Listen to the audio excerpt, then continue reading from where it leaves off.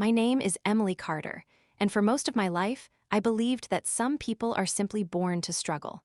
I grew up in a small town in Ohio. The kind of town where everybody knows your last name before they know your dreams. The kind of place where people don't leave, and if they do, they usually come back. When I was 10 years old, my mom died. Cancer is an ugly word when you're a child. I didn't understand it at first. I only understood that my mom was getting thinner, quieter, that her hugs felt weaker every week. Our house smelled like medicine and silence. She used to brush my hair slowly and tell me, "You're stronger than you think, Emily. You're going to go far." I didn't know what she meant by far. Far from what? Far from who? The night she passed away, I remember staring at the ceiling in my room, waiting to hear her cough from down the hallway. The house felt wrong without her breathing inside it. My dad changed after that. He was never a very emotional man, but after Mom died, he became distant. He'd sit at the kitchen table long after dinner, staring at nothing. Sometimes I'd catch him looking at me with this expression I couldn't understand, like I reminded him of something he had lost. 3 months later, he packed a suitcase. "I need to find work in Texas," he said. "It'll be better for all of us." I believed him. I hugged him goodbye. I waited for his phone calls. The calls never came. Eventually, I stopped checking my phone at night. That's how I ended up living with my grandparents, Nana and Grandpa Joe, in their small, worn-out house on the edge of town. We weren't just poor. We were counting coins on the table poor. Nana worked part-time at a grocery store. Grandpa Joe fixed anything anyone in town needed fixed: roofs, fences, broken sinks. His hands were always cracked and rough. They never complained. But I saw the bills stacked on the counter. I heard the quiet conversations after they thought I had gone to bed, so I made a decision. If I couldn't change the past, I would change my future. School became my escape. My teachers noticed I stayed late almost every day. I studied like my life depended on it, because in my mind, it did. While other girls were dreaming about prom dresses and Friday night games, I was dreaming about scholarships. I didn't want a fancy car. I didn't want popularity. I wanted out. Senior year came faster than I expected. I applied to Stanford University in California. It felt ridiculous, almost.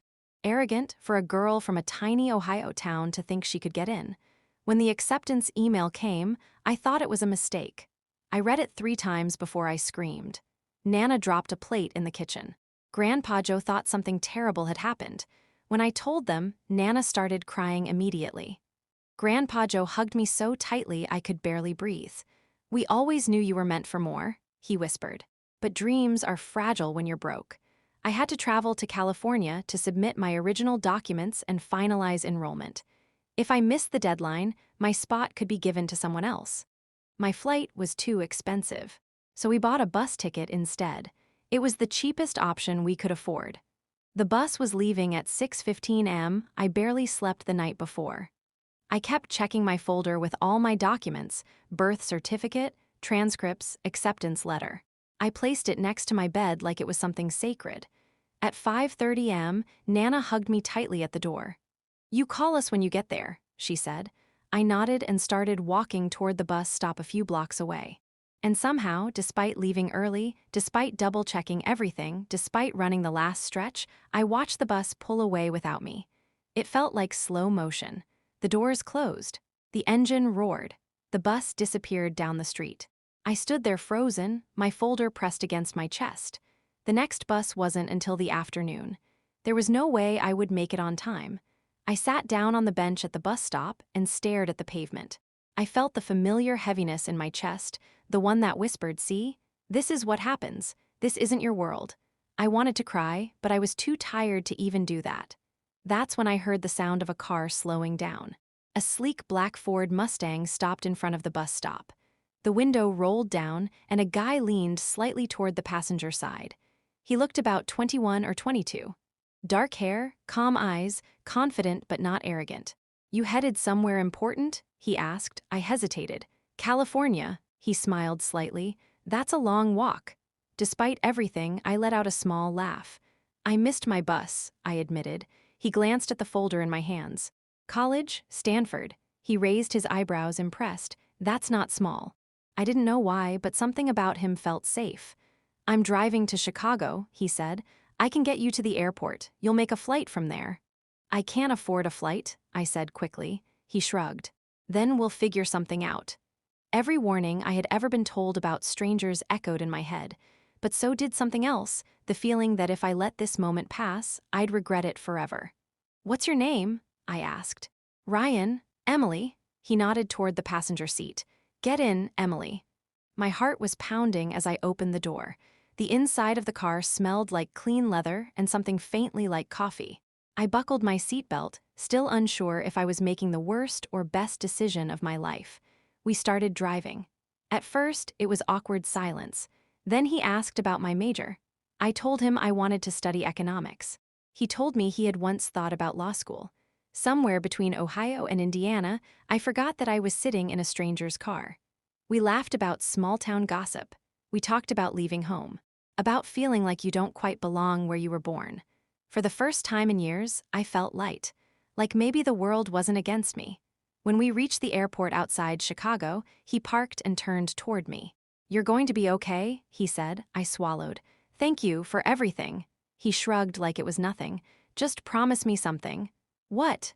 When you graduate from Stanford, don't forget the girl who almost missed her bus. I smiled. I won't. I wanted to ask for his number. I wanted to say something that would make this moment last longer. But I didn't.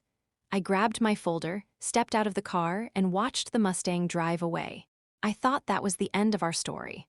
I had no idea that a few months later, on my very first day at Stanford University, I would see Ryan again. And that this time, walking away wouldn't be so easy. Stanford was everything I had imagined and nothing I was prepared for. The campus felt like another universe. Palm trees, historic sandstone buildings glowing in the California sun. Students walking confidently with laptops tucked under their arms, talking about internships and startups like it was normal. I felt like an imposter. The first week was overwhelming.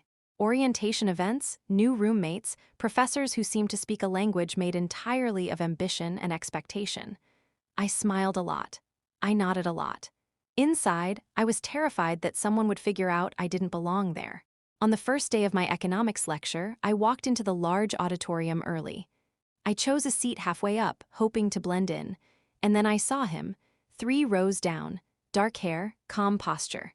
Laughing at something the guy next to him said, Ryan, for a second I thought my mind was playing tricks on me. California is huge. Stanford is competitive. What were the chances? He turned his head slightly, scanning the room. Our eyes met. Recognition flashed across his face instantly, then disbelief, then a slow smile that made my heart do something dangerous. After class, before I could decide whether to approach him, he was already walking toward me. Emily who missed her bus, he said. I laughed, half from shock. Ryan who drives like a hero. What are you doing here? He asked.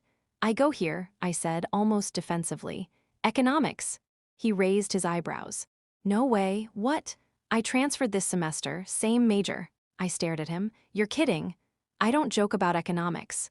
We both laughed, and just like that, the awkwardness disappeared. It felt unreal. Out of all the universities in the country, we ended up in the same lecture hall. We started studying together after that. At first, it was practical. Shared notes, group projects, late evenings in the library. But slowly, it became something else. Ryan wasn't flashy about his background, but it was obvious he came from money. His clothes were simple but expensive. He never stressed about rent or part-time jobs. He drove the same Mustang, now parked confidently among luxury cars on campus. One night, while we were sitting on the grass near the quad, I finally asked, So, what do your parents do? He hesitated. My dad owns a logistics company. My mom's on the board. That explained a lot. And you? He asked gently. My grandma works at a grocery store. My grandpa fixes roofs. There was no pity in his eyes, just respect. You worked harder than most people here, he said. That matters. Somewhere between study sessions and late-night coffee runs, we started holding hands. Our first kiss happened outside the library after midterms. It wasn't dramatic. It wasn't cinematic, it was soft, careful. Like neither of us wanted to break something fragile. For the first time since my mom died, I felt safe with someone. But life doesn't let you stay comfortable for too long. His name was Daniel Brooks. Daniel was different from Ryan in every visible way. Taller, louder, the kind of guy who walked into a room and expected it to notice him. His parents were donors to the university. Their name was on one of the buildings. He first approached me after a group presentation. "You're Emily Carter, right?" he said. "You're brilliant." I thanked him politely. He started sitting next to me in class, offering to carry my books, inviting me to parties at houses that looked like they belonged in magazines. I told him I had a boyfriend. He smiled like that was a temporary detail. "Things change," he said. I avoided him as much as I could. Ryan didn't seem threatened at first. "Guys like him are used to getting everything," Ryan said once. "He'll get bored." But Daniel didn't get bored. He sent flowers to my dorm, expensive ones. He left handwritten notes. He offered to connect me with internship opportunities through his father's company in New York. I kept saying no, until the cracks started forming. It began with small arguments between Ryan and me. He became busier, distant sometimes. He stopped coming to a few study sessions. When I asked, he said he was dealing with family pressure. One evening, I saw him across campus, arguing on the phone. His face looked tense in a way I had never seen before. "What's going on?" I asked later. "It's nothing," he said quickly, but it didn't feel like nothing. Daniel noticed the distance before I did. "You deserve someone fully present," he told me one afternoon, "not someone distracted." "I love Ryan," I said. Daniel looked at me carefully. "Do you? Or do you love who he was when he rescued you?" That question stayed in my head longer than it should have. Ryan and I had our first real fight 2 weeks later. "You've been distant," I said. "You don't talk to me anymore." "I have responsibilities, Emily," he snapped. "Things you wouldn't understand." The words hit harder than he probably intended. "Try me," I said quietly. He ran a hand through his hair. "My dad expects me to join the company after graduation. He's already mapping out my life. I don't even know if I want that." "And that's my fault?" I asked. "No," he said, softer now, "but everything feels complicated." Complicated. I hated that word. Daniel, on the other hand, made everything seem simple. He was always available, always confident, always certain. "You don't have to struggle forever," he told me one night after walking me back from class. "You've fought enough battles. Let someone take care of you." I thought about Nana counting coins, about Grandpa's cracked hands, about how tired I was of worrying about money. I told myself I was just having coffee with Daniel. I told myself it meant nothing. Ryan found out, not because I told him, because someone saw us and mentioned it. "Were you with Daniel?" Ryan asked, his voice controlled but tight. "It was just coffee," I said. "That's not the point." "What is the point then?" I demanded. "The point is you didn't tell me. You've been pushing me away for weeks. And you run to him?" The argument exploded. Old fears resurfaced. My fear of abandonment, his fear of losing control. In a moment of anger, I said something I couldn't take back. "Maybe I need someone more stable." The silence after that sentence was suffocating. Ryan looked at me like I had just erased something sacred. "If that's what you want," he said quietly, "then go find it." And I did. I started officially dating Daniel. He introduced me to his world: rooftop parties in San Francisco, luxury restaurants, weekends in Los Angeles. His friends liked me. His parents approved. For a while, I convinced myself I had made the mature choice. Ryan stopped talking to me. I saw him on campus sometimes, but he avoided eye contact. And then, 3 months later, everything shattered. I wasn't supposed to be at Daniel's apartment that night. I wanted to surprise him after finishing an exam early. I used the key he had given me. I heard laughter from the bedroom, a girl's laughter. I walked down the hallway slowly, my heart already knowing. The door was half open. Daniel was on the bed, with someone else. For a second, no one noticed me. Then the girl saw me and froze. Daniel turned, confusion turning into panic. "Emily," I didn't scream, I didn't cry, I just felt empty. "You said I was different," I whispered. He stood up quickly. "It didn't mean anything." "Isn't that always the line?" "It meant something to me," I said. He tried to explain. Said it was a mistake. Said I was overreacting. Said relationships are complicated. Complicated. There was that word again. I handed him the key, and I walked out. That night, I sat alone on a bench on campus, the same way I once sat at a bus stop in Ohio. I realized something painful. I didn't lose Ryan because he wasn't enough. I lost him because I was afraid of not having enough. Money, security, certainty. I chose comfort over connection, and comfort betrayed me. The next day, I saw Ryan near the library. For a moment, I almost walked past him, but I remembered the girl who had missed her bus, and how one brave decision had changed everything. "Ryan," I said. He turned slowly. His expression was guarded. "I made a mistake," I said. "A big one."